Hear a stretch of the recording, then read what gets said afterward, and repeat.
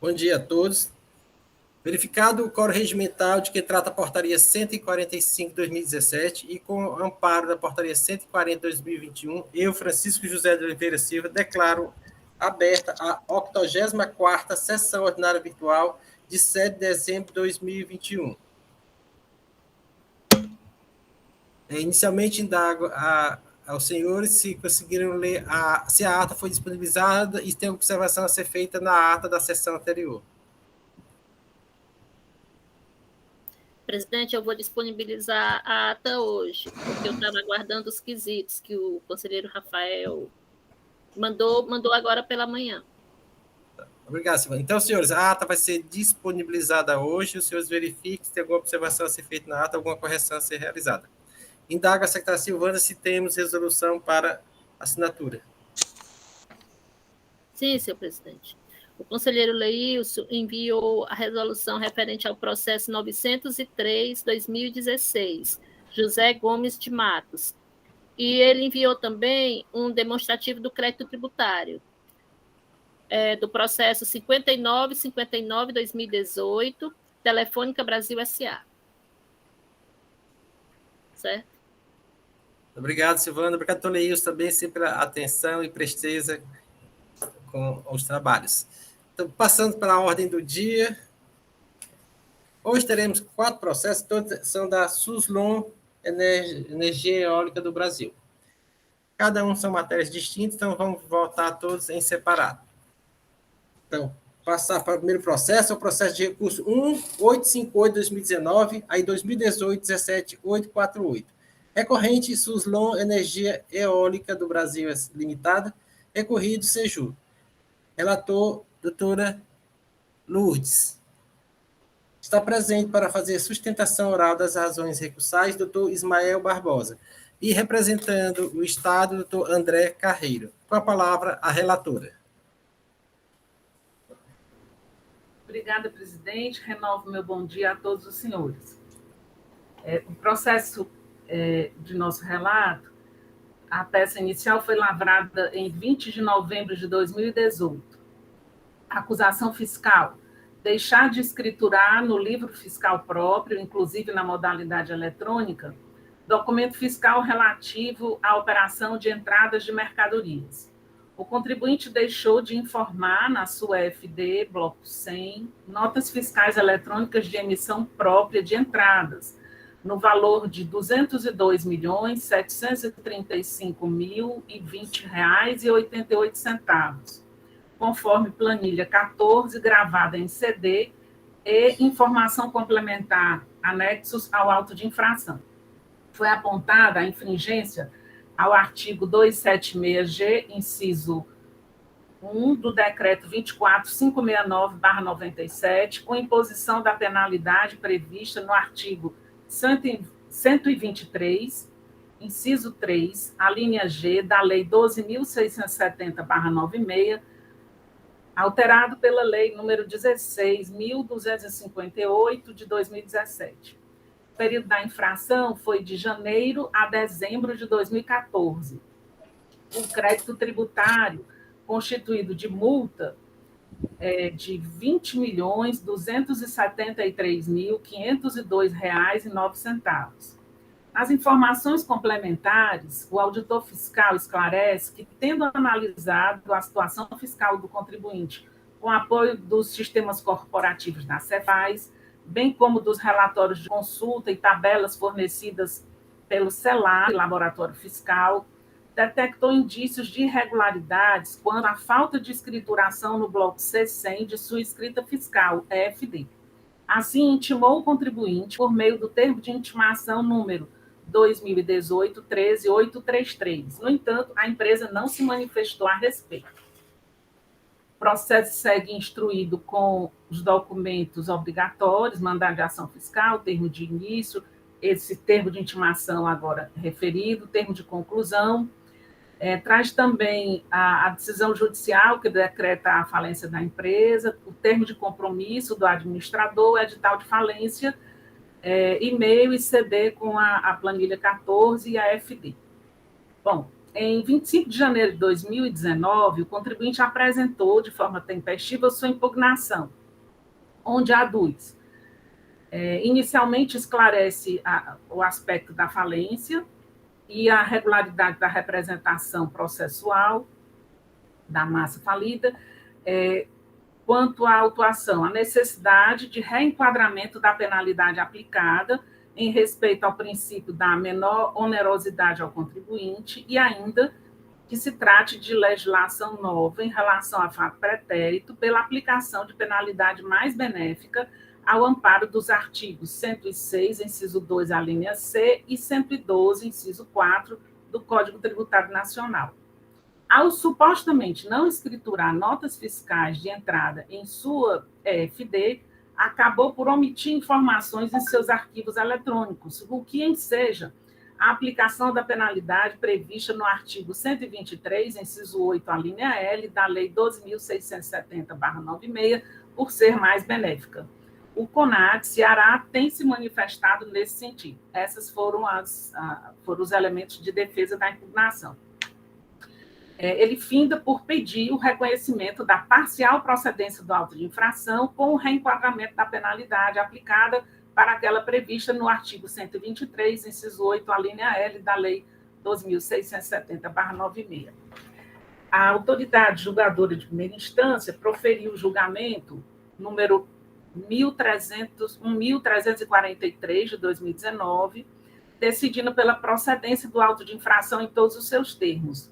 Em seus fundamentos, destaca obrigatoriedade da escrituração fiscal digital na forma da legislação tributária estadual, a inexistência de qualquer registro dos documentos fiscais na escrita fiscal, SPED, livro registro de entrada, portanto, a ocorrência da infração apontada nos autos, insubsistente o argumento de aplicação da penalidade prevista no artigo 123, inciso 8, a linha L, em razão da existência de penalidade específica para a infração, não se vislumbrando outra interpretação para a situação fática.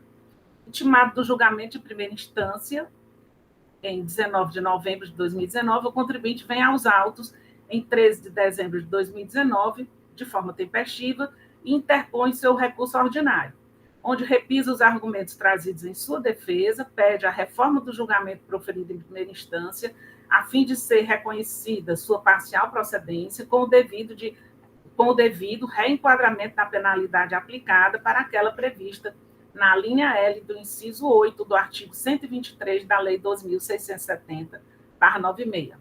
A Célula de Assessoria Processual Tributária emitiu o parecer de número 31 de 2020, onde opina pelo conhecimento do recurso ordinário, negar-lhe provimento para que seja mantida a decisão singular de procedência do auto de infração. Destaca em seus fundamentos o critério da especialidade para assim decidir. É o relatório, presidente. Obrigado, doutora Lúcia. Com a palavra, doutora André Carreiro. Obrigado, senhor presidente, senhora secretária, senhoras e senhores conselheiros da segunda Câmara de Julgamento. Bom dia a todos, senhor advogado presente também, doutor Ismael. Como muito bem relatado, trata-se de um recurso ordinário de decisão de procedência do auto de infração, constatou a falta de escrituração no livro de registro de entradas constante da FD do contribuinte, de diversas notas fiscais de entrada no exercício 2014, no montante de operações não escrituradas no valor de R$ 202.635.020,88, tendo sido aplicada a penalidade pelo descumprimento da obrigação tributária acessória prevista no artigo 123, inciso 3, a linha G, da Lei 12.670, de 1996, com a alteração da Lei 16.258, de 2017, correspondente a esta multa ao montante de R$ 20.273.502,09. Conforme informações complementares do auto de infração, com base nas informações prestadas pela Célula Laboratório Fiscal, da Cefaz, verificou-se a falta de escrituração no bloco C100 da FD do contribuinte de diversas notas fiscais eletrônicas de entrada de emissão própria do contribuinte. O levantamento fiscal consta com a indicação de todas as notas fiscais não escrituradas, no exercício fiscalizado, com indicação de seus elementos essenciais, a sua identificação, com destaque para as respectivas chaves de acesso. O contribuinte foi intimado para comprovar a escrituração dos documentos fiscais apurados no levantamento preliminar ou apresentar a justificativa, mas não apresentou nenhuma resposta à fiscalização. A metodologia de fiscalização está amparada no artigo 818 do Regulamento CMS e a obrigatoriedade da escrituração da nota fiscal de entrada no livro de registro de entradas integrantes da FD está nos artigos 269, 276A, parágrafo 3º, 276G, inciso 1, do Decreto 24.569, de 97.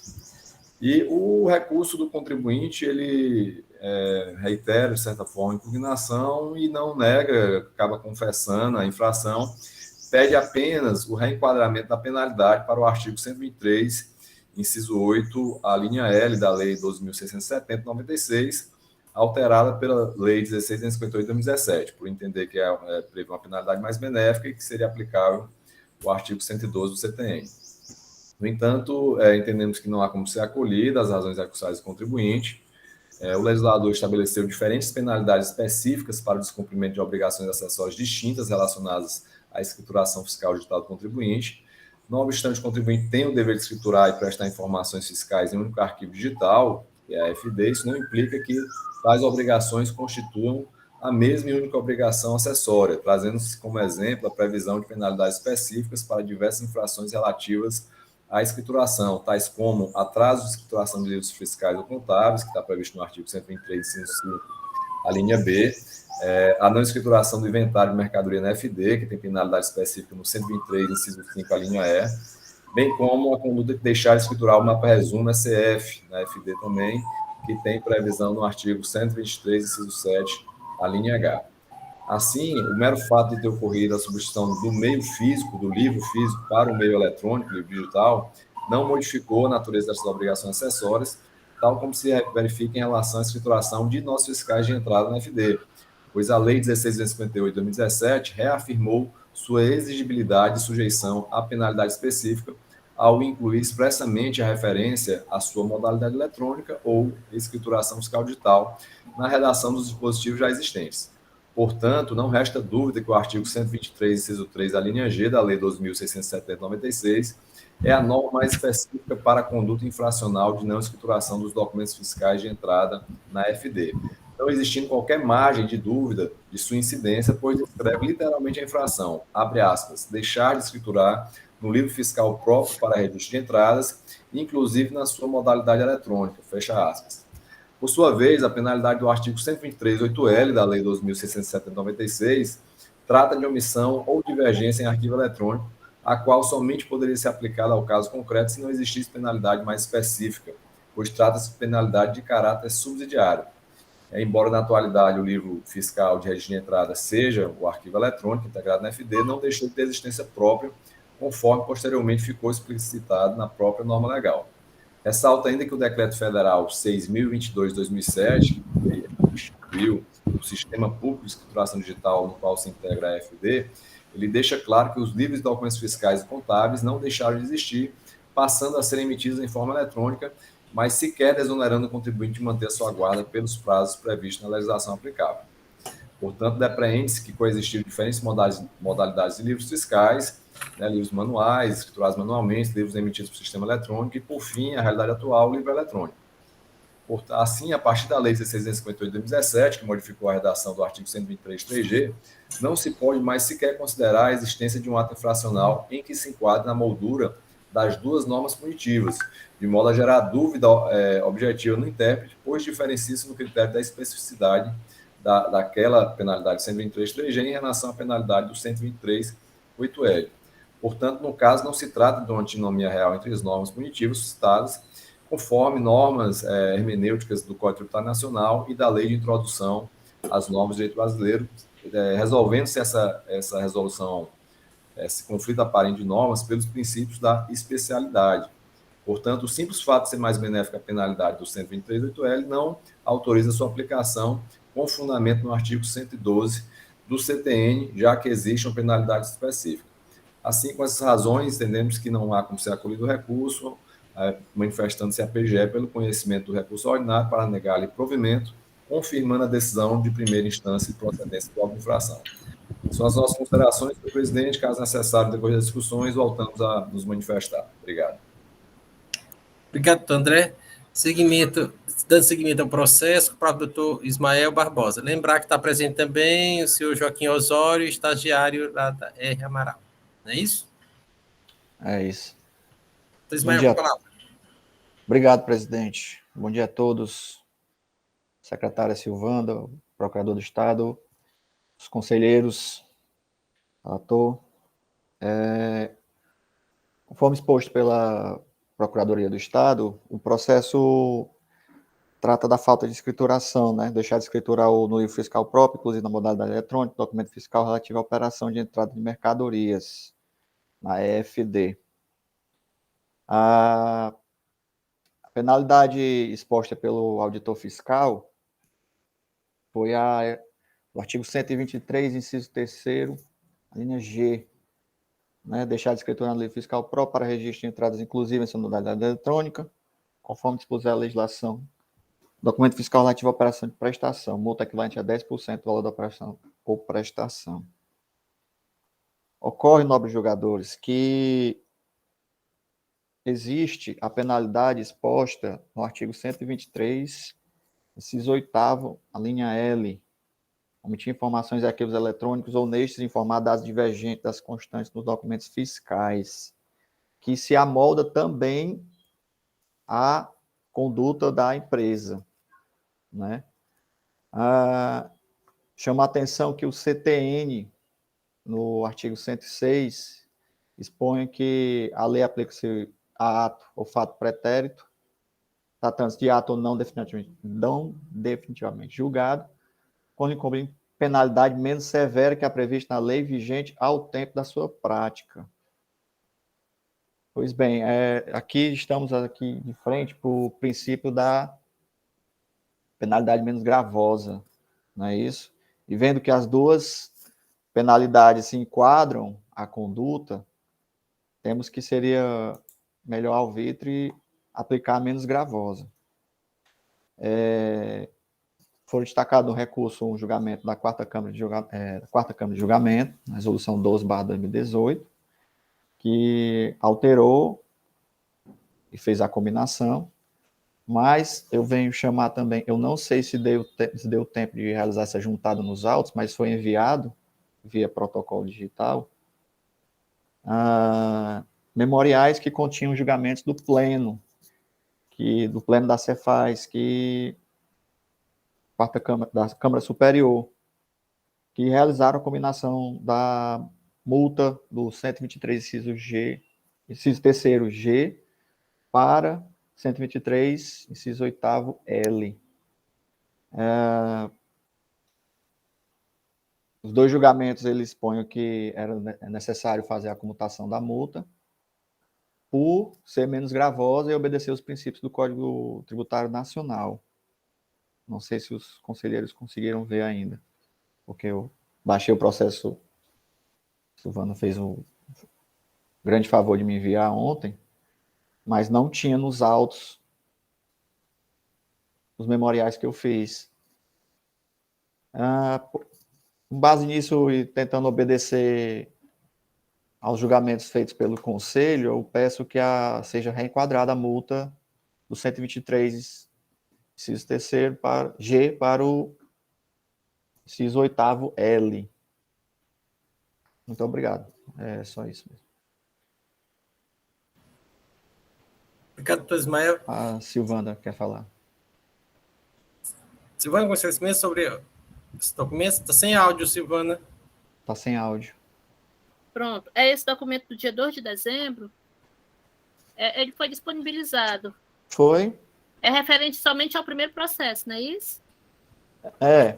Foi só ele não consta ainda do arquivo, mas ele foi disponibilizado aos conselheiros. Pronto. Pronto. Pois, obrigado, viu, Silvana? Obrigado. Obrigado, Silvana. Senhores, o processo está em discussão. Doutora Lúcia pediu a palavra. Obrigada, presidente. Meu posicionamento já é conhecido em relação a essa matéria, que é pelo reenquadramento. Até já antecipar aos senhores que que conduzirei o voto dessa forma. Obrigada. Doutora Lúcia. Doutora Gisleide. Meu bom dia a todos, senhor presidente, conselheiras, seus conselheiros, doutor André, doutor Ismael. De fato, a empresa, ela não, em seu recurso, ela não diz que não foi, o feito não foi assim, discutido, né? Realmente aconteceu, não foi estruturado as contas fiscais, está bem claro. E eu também acato a decisão da relatora em como existe a condição da penalidade menos onerosa para o contribuinte, e conforme o artigo CTN, eu também já passo a minha opinião de que a multa possa ser reenquadrada para o 8L. É esse o meu questionamento, minha posição, senhor presidente. Muito obrigada. Obrigado, doutor Gisleide. Quem mais deseja se manifestar? Essa batalha é bastante recorrente aqui nesta Câmara, acho que todo mundo já tem um conhecimento firmado. Se bem que o doutor Gondim e o doutor Claudio Célio estão aqui presentes, que não acompanham a rotina dessa Câmara. Doutor Claudio Célio, com a palavra. Senhor presidente, diante do doutor procurador André Carreiro, que eu nunca tive a oportunidade de estar presente nos julgamentos que ele estivesse presente, eu queria pedir vênia, assim, pelo meu posicionamento diante dos meus votos que eu venho proferido nessa Câmara, de optar e de seguir por uma linha de uma pena menos gravosa para o contribuinte. Então, desde já me antecipo aqui com relação a esse entendimento. Obrigado, doutor Claudio Célio. Alguém mais deseja manifestar? Não, então vamos colocar em votação. Como vota a relatora? Só não tem preliminar, né, doutora Luz? É só mesmo o reenquadramento. Não há preliminares, não, doutor. Como vota a doutora Lourdes? Eu conheço do recurso, dou-lhe provimento para o fim de reformar a decisão singular de primeira instância e declarar a parcial procedência da autuação com o reenquadramento da penalidade aplicada para aquela prevista no artigo 123, inciso 8, a linha L, da Lei número 12.670/96. Obrigado, doutora Lúcia. Doutor Gondim? Com a relatora. Doutor Claudio Célio? Com a relatora, senhor presidente. Doutor Leilson? Presidente, eu acho que eu vou ser o voto solitário aqui, sentido contrário. Mas só lembrando a doutora Lourdes, para fazer o cálculo, né, dar os 1.000 FIIs por 2%, aí vai ter que ser feito mês a mês para saber qual é o que fica melhor para o contribuinte. Né? Presidente, eu vou discordar dos meus colegas aqui neste voto solitário, como todos sabem do meu posicionamento. Obrigado, doutor Leilson. Doutora Lúcia, a senhora queria falar algum comentário? Obrigada, presidente. Doutor Leilson, sinceramente, eu não sei se eu consigo, pela quantidade de documentos, fazer esse cálculo hoje. E era o ideal, né, de conseguir isso. Não, doutora Lourdes, precisa ser hoje não, porque a senhora vai ter que fazer o crédito, o demonstrativo do crédito, né, para a empresa, aí nesse momento a senhora faz, né, os 2% ou o máximo de 1.000 FIIs. Né? Porque tem um tempo. Eu acho que vai dar 1.000 FIIs, mas isso tem que ser feito mês a mês. É período a período, né? Isso, período mês a mês. E o teto é 1.000 FIIs, certo? Vamos continuar a votação aqui. Doutor Wander? Acompanho a relatora, senhor. E doutora Juscileide? Acompanho a relatora, senhor presidente. Então, a segunda Câmara, por maioria de votos, conhece o recurso da provimento e reforma de decisão singular para decidir pela parcial procedência da autuação com aplicação da penalidade prevista no artigo 103.8L da Lei 12.670/96. Esta decisão para este processo. Doutora Luz, esse memorial de cálculo, a presidência solicita que seja enviado, assim, o quanto antes, para poder colocar no sistema. Eu lembro aos senhores advogados que está em curso a lei do Refis, a 17771, de agora 2021, para querendo pode já pagar com os benefícios da lei do Refis. Vou anunciar o processo seguinte, é o processo de recurso 1.406/2015, aí 2014, 14.409. Recorrente, Suzlon Energia Eólica do Brasil, recorrido Seju. Relator, doutor Carlos Gondim. Representando a empresa está o doutor Ismael Barbosa e o Estado será representado pelo doutor André Carreiro. Com a palavra, o relator. Um bom dia a todos. Estou para relatar o processo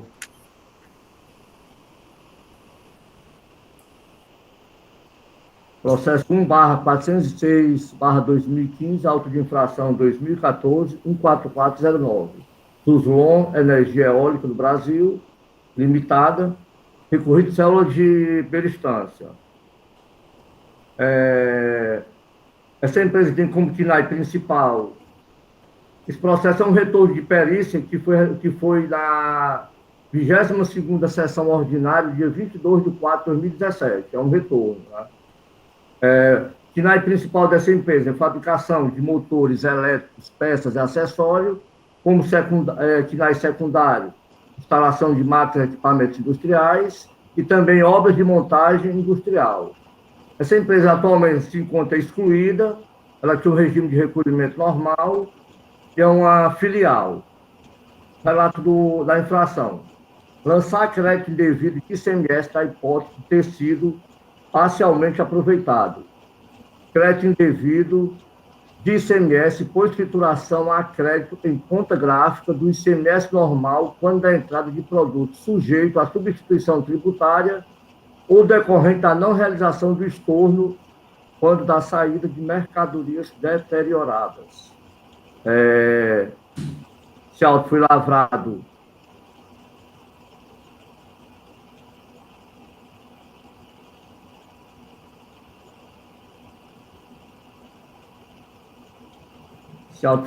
no dia 1º de 12/2014 e os artigos infringidos foram o artigo 65, 66 e 432, inciso 5º, 466 do decreto 24.569/97. E o artigo 49, 52, 53 e 54 da lei 2.670/96. E a penalidade que foi aplicada foi o artigo 123, 2A e E,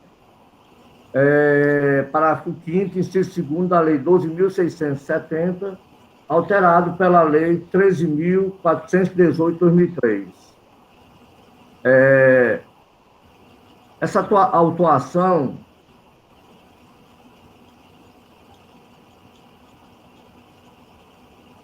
ela versa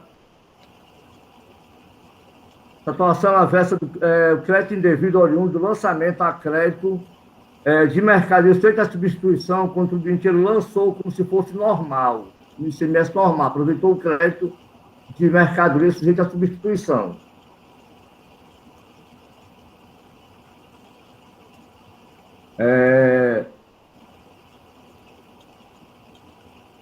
Analisando essas notas do contribuinte, detectou-se que a maioria dessas notas são relativas a lubrificantes, óleos e graxas, que estão colocados em uma planilha que foi elaborada pela auditoria, né? Ela relacionou todas essas notas fiscais de substituições que foram aproveitado o crédito.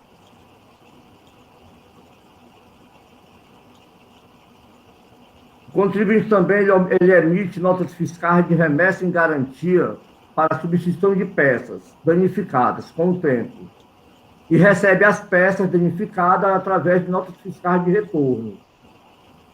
Retorno de remessa em consignação ou retorno simbólico de remessa em consignação. Regulariza seu estoque, aí emitiu uma nova nota de saída com CFOP 5927, saída por perda ou deteriorização, que foi também relacionado numa outra planilha, denominada levantamento do crédito devido, oriundo do estorno de ICMS de peças deterioradas. E essas notas ele emite com valor quase zero. Para levantamento desse crédito, a auditora ela anexou aos autos 5 planilhas. A primeira planilha, operações de entrada para cálculo do preço do estorno.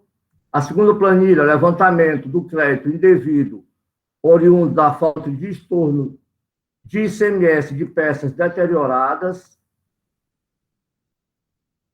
Uma outra planilha, notas fiscais de entrada e saída de mercadoria sujeita à substituição tributária. Uma quarta planilha, levantamento do crédito indevido, oriundo de levantamento a crédito ICMS normal, quando da entrada de mercadorias sujeitas à substituição tributária. E uma quinta, que é a conta gráfica, que foi o levantamento do crédito indevido.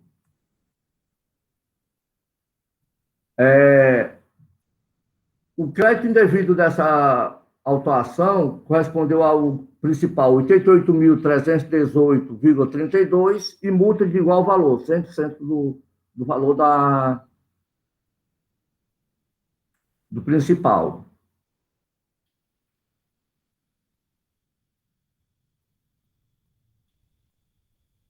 O contribuinte apresentou defesa tempestiva, dizendo que a empresa a princípio, né, tratava da empresa do ramo de fabricação de aerogeradores, bem como a instalação e montagem de seus equipamentos em parque de geração eólica, que a princípio ele fala que não é contribuinte do ICMS e sim do ISS, conforme consta nas informações, ele diz que na informação complementar, o próprio fiscal, ele diz que a impugnante trabalha com a instalação e montagem de parques eólicos, realizando a manutenção nesses parques, e ele diz que a empresa ela celebra contrato de empreiteira geral, né, comprometendo-se a entregar o parque eólico em perfeito funcionamento, já devidamente construído, num prazo de 24 meses. Aí, na primeira instância, ele pediu, ele requereu o provimento da defesa, né? Decisão, na julgadora de primeira instância, proferiu a decisão pela procedência desse auto de infração, com a seguinte ementa: crédito indevido de ICMS, a empresa contribuinte creditor de ICMS pago a título de substituição tributária e decorrente da não realização do estorno, quando das saídas de mercadorias deterioradas, decisão amparada nos artigos, nos dispositivos legais, artigos 65, 6 e 66, inciso 1 do decreto 24.569/97, com a penalidade do artigo 123, 2A da lei 12.670/96. O contribuinte, ele entrou com um recurso, postulando quase as mesmas da impugnação dele, né? Pediu aceitação oral e outra vez solicitando que a empresa deveria ser cobrado imposto sobre seus serviços e não sobre o ICMS, que ela se considera uma empresa de construção civil. Dentro do seu recurso, ele anexou algumas cópias de algumas DIP, né, de 2012, em que ele demonstra, a título de venda, a receita dele foi relativa à venda do parque eólico, uma parte é referente à remessa de produtos para coligadas, e a maior parte da receita dele é prestação de serviço, manutenção de parques, né? Nessa Imposto de Renda de 2012. E a mesma situação ocorreu no Imposto de Renda 2013, que ele também acrescentou. parecer, a consultoria emitiu um parecer dizendo que a inflação está devidamente demonstrada, não havendo que se falar em nulidade por imprestabilidade da metodologia utilizada pelo fiscal. Assim sendo, ela considerou que a decisão do julgamento de primeira instância concordou com o julgamento de primeira instância. Na sessão 22ª, do dia 4/4/2017, foi solicitado a realização de perícia. O processo foi enviado para a perícia e a perita que realizou fez o laudo, vou ler a conclusão do laudo dela. Com relação ao quesito 1, a perícia considera como correto os códigos da NCM que estão nas notas fiscais. Assim sendo, todos os produtos que estão na lista de autuação estão sujeitos à substituição tributária, pois estão classificadas na NCM 34.031.900 e 34.039.900. Portanto, nenhum produto foi alterado na lista de autuação.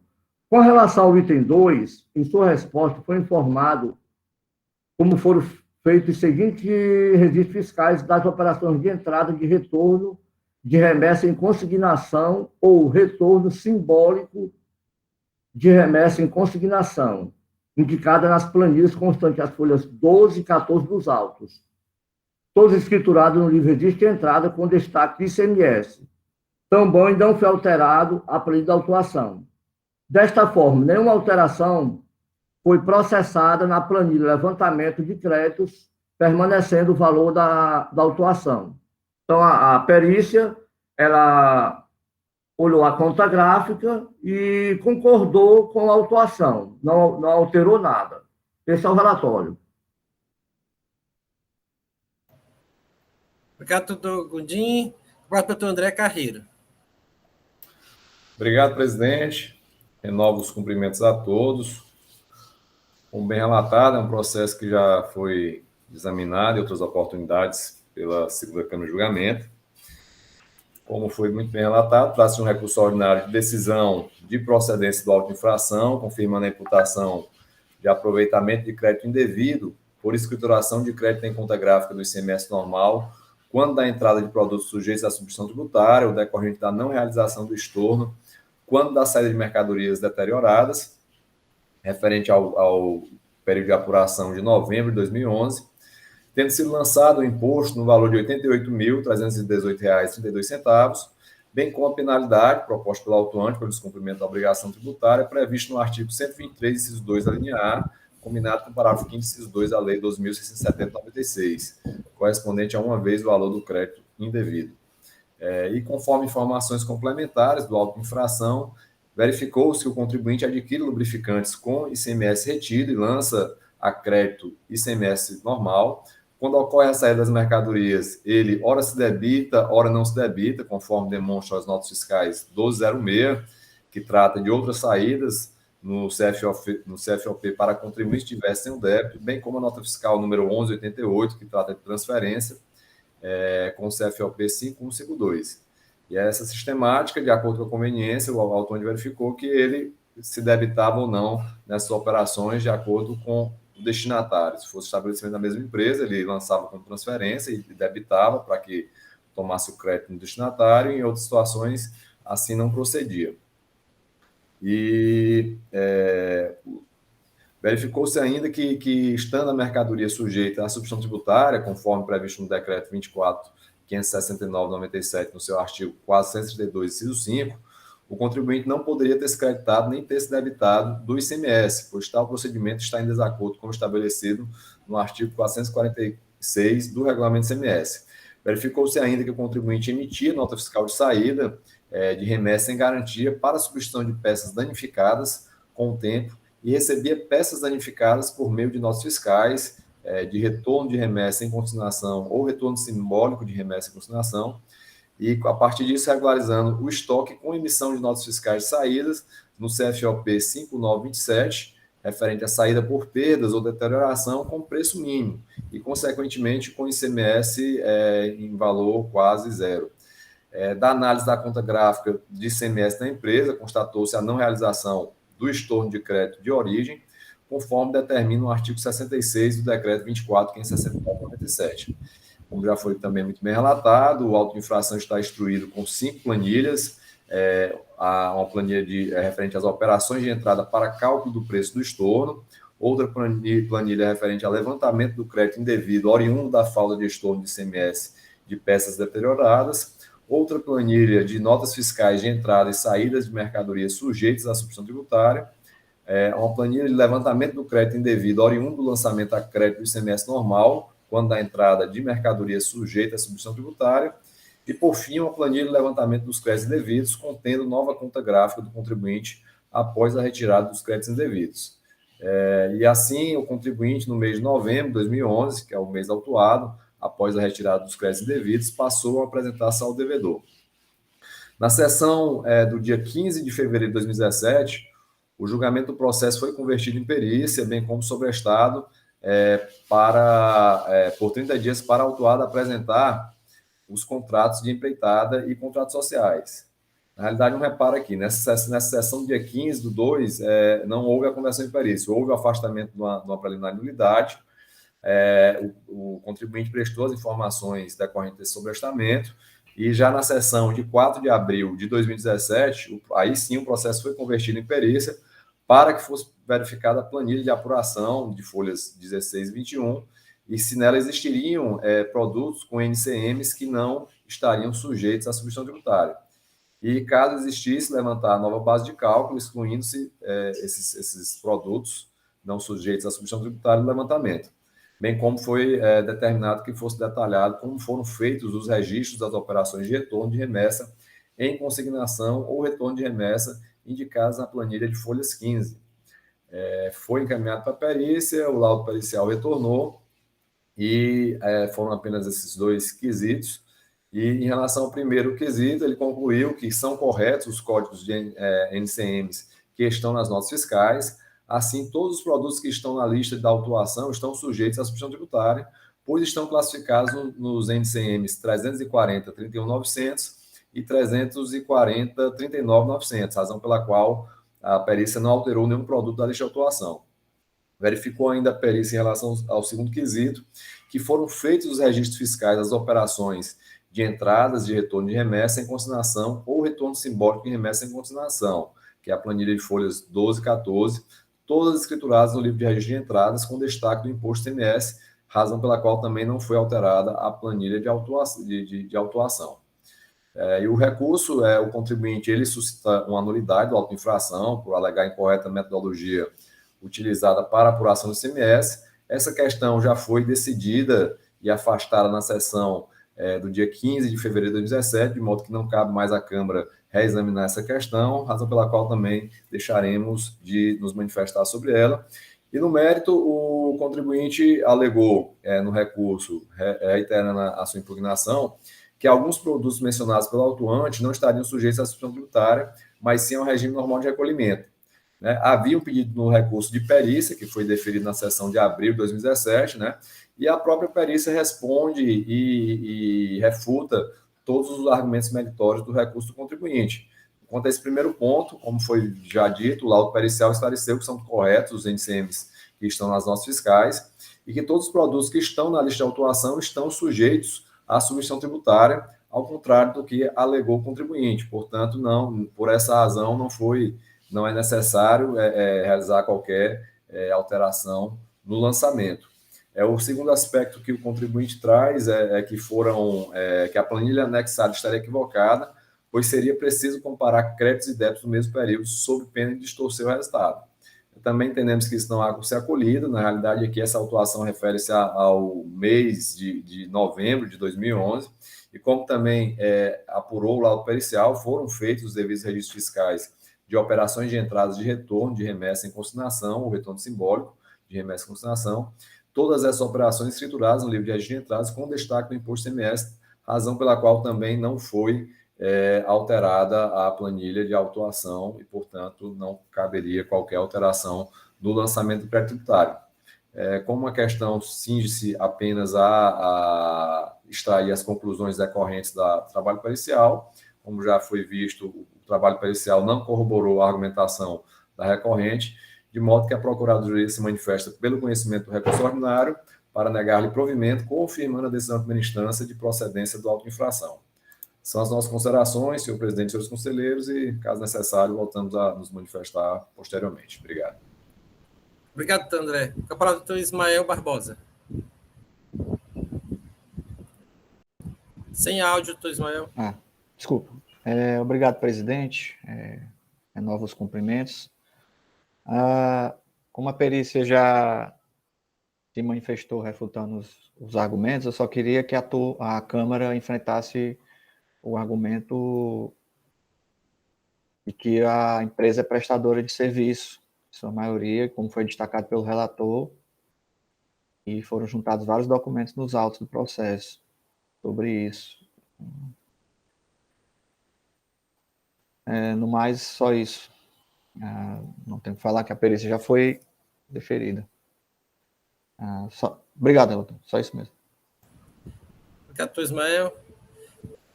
Doutor André, quer falar com esse aspecto sobre ser autuada prestador de serviço ou quer deixar os debates depois do seu manifesto, doutor André?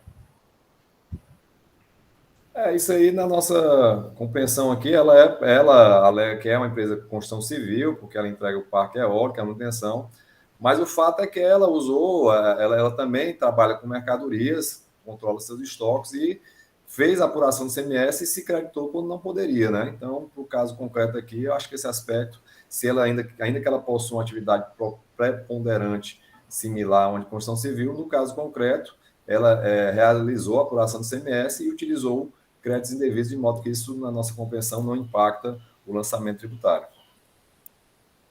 Obrigado, André. Ismael, alguma observação, consideração ou esperar os debates? Não, espero os debates. Obrigado, Ismael. Senhores, o processo está em debate. Eu dar uma palavrinha rápida em relação a esse processo, porque eu acho que foi demonstrado nos autos, já é bem assim, claro. Essa conta gráfica dele foi apurada e foi na perícia, a perícia conseguiu visualizar que o que a autuação tinha feito correspondeu à realidade, encontrando apenas saldo devedor no mês de novembro, que foi o que foi apurado pela fiscalização. Em relação à empresa argumentar que ela é prestadora de serviço, existe a prestação de serviço com mercadorias. Então, mesmo que ela fosse considerada uma empresa de serviços, quando ela utiliza mercadoria feita a cobrança de ICMS, ela teria que pagar mesmo se fosse quanto, teria que pagar o diferencial de alíquota. Mas nesse caso não se enquadra, né, dessa empresa, porque ela tem inscrição estadual e ela pode ela adquiriu mercadorias sujeitas à submissão tributária. Então, acho que o argumento da empresa em relação à mudança da atividade dela, não considerando como uma empresa de serviços, eu acho que não existe nenhuma justificativa para isso, não. Obrigado, doutor Carlos Gondim, doutora Jusileide, depois doutor Leilson. Doutora Jusileide. Renovo meu bom dia a todos. Somente para corroborar com o doutor Carlos Gondim, que a empresa, se ela tem uma inscrição estadual, ela é contribuinte do ICMS e, conforme relato do relator, foi apresentado mercadorias como lubrificantes, né, outros produtos que são incidência de ICMS, e acredito que, por essa razão, ela deve ter se creditado e ter feito a apuração do ICMS. Embora ela sendo uma empresa, como falou o nosso procurador, preponderantemente de prestação de serviço. Mas tem essas nuances que ela chega a ser considerada como contribuinte do ICMS. Então, eu acredito que ela apurou, de fato, o ICMS das outras fiscais. mais umas considerações, senhor presidente. Muito obrigada. Doutora Gisleide, Toleilson com a palavra.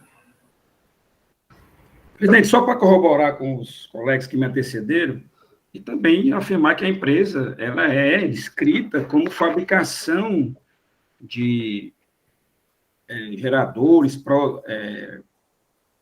peças, acessórios, ou seja, então são atividades as quais se vinculam à atividades os quais incidem ICMS, fabricação de motores elétricos, peças e acessórios, absolutamente são hipóteses de incidência do ICMS. É nesse sentido, presidente, que eu me manifesto. Toleilson, doutor Cláudio Célio com a palavra. Senhor presidente, meu entendimento é que com o advento do processo que foi encaminhado para a perícia tirou muitas dúvidas sobre alguns questionamentos da defesa em relação a esse processo. E também corroborando já que o Carlos Gondim, o doutor Leilson, falando sobre a empresa alegar que era só prestação de serviço, não vinga esse argumento, já que existe outras categorias de quinais ou inscrição ou regime de recolhimento, podia ser outros, de que a empresa podia optar. No caso, ela não é fabricação de peças, pás, eólicas, então não sustenta esse argumento, no meu entendimento, senhor presidente. Obrigado, doutor Cláudio Célio. Senhores, mais debate, eu já tenho condições de votar? Doutor Gondim, só tinha que a preliminaridade já foi votada, é isso? É só mérito agora. Exatamente. Como já foi decidida na plenária anterior, na sessão anterior, né? Então, opino pelo conhecimento do recurso ordinário, negar provimento, a fim de que seja mantida a decisão condenatória proferida pelo julgador singular, nos termos do parecer da assessoria e do procurador do Estado. Doutor Cláudio. Obrigado, doutor Gondim. Doutor Cláudio Célio. Senhor presidente, acompanho o relator. Doutor Leilson. Com o relator, presidente. Doutor Wander. Acompanho o relator, senhor presidente. Doutora Gisleide. Acompanho o relator, senhor presidente. Doutora Lourdes. Acompanho o relator, presidente. A segunda Câmara, por votação unânime, após rejeitar a plenulidade, decide no mérito pela procedência da autuação, nos termos do parecer da consultoria, referendado pelo representante da outra PGE, esta decisão para o presente processo. Senhores, vou dar um intervalo de 10 minutos, às 9h40 retornando, tá certo?